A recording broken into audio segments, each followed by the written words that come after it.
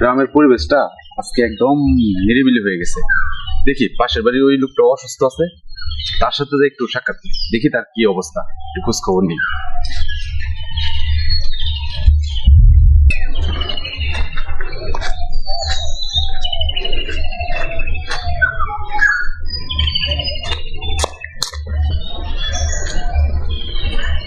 আসসালামু আলাইকুম। ওয়ালাইকুম সালাম।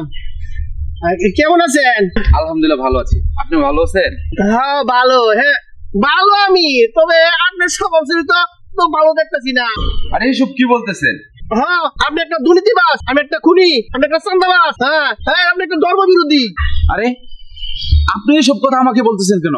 আর আমি তো আপনার কোনো ক্ষতি করি নাই। মানে আপনি একটা রাজনৈতিক দল করেন, আমি একটা রাজনৈতিক দল করি। রাজনৈতিক দল এক দল আরেক দলের লোকদের বিরুদ্ধে বদনাম করা এই নিয়মে আছে। আচ্ছা না হয় বুঝলাম, কিন্তু আমি তো কোনো রাজনৈতিক দলের সাথে অ্যাক্টিভ না। দল করেন না তাতে কি? আমি স্বপ্নে দেখছি আপনি বিরোধী দলের সাথে যোগ দিচ্ছেন। হ্যাঁ